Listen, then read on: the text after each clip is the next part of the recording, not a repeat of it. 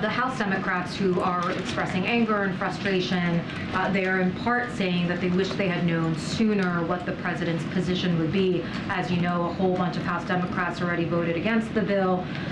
Why didn't the White House make this position clear before that vote had taken place in the House? So look, when we put out the SAP, I think it was around the State of the Union, I think that's when the SAP came out, we were very clear on where the president was, which is making sure that he continues his commitment to DC statehood. And that's what you saw in that SAP, in that support for DC statehood.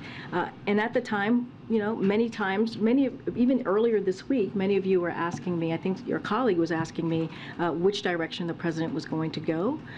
And he never made that clear in that SAP. And I think as it was becoming, we always let the process in Congress go through, right? Whatever mechanism they take, however it moves forward. So we're always very clear and careful about that. But as it now looks like it was going to come to his desk, we wanted to communicate where we were going to go. We wanted to communicate how the president was going to move forward with this particular bill, and we did, and we laid that out. We're explaining that now why he is moving forward in that way, and the White House and congressional Democrats, as we have known, have come together on many different things to deliver for the American people, and the president wants to continue to do so. But I guess, you know, the president supports DC statehood. He's been clear about that, but he's not going to veto this bill from Congress, which does amount to Congress sort of meddling in DC's own governance, right? So how do you square that circle?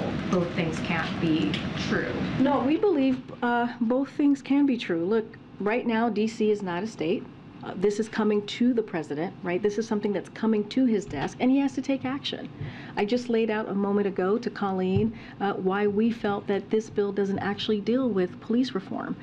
This president has been someone for many years, many decades, who has always put the safety of American families, certainly across the country, first. That's why he put together his Safer America plan that lays out 100,000 cops in communities to work with communities to make sure that communities feel safe. The cops plan, that is something that the president started as senator. It's actually a policy that Republicans want to not fund and take away an option to make communities safe. So this is something that the president cares about very strongly, and the way that we see it is that this is coming to the president's desk. This is not a legislation that he put forward. DC is not yet a state, even though he supports DC statehood, and he had to make a decision. Look, again, we let the process move forward in Congress, and we felt this was the time to make that decision.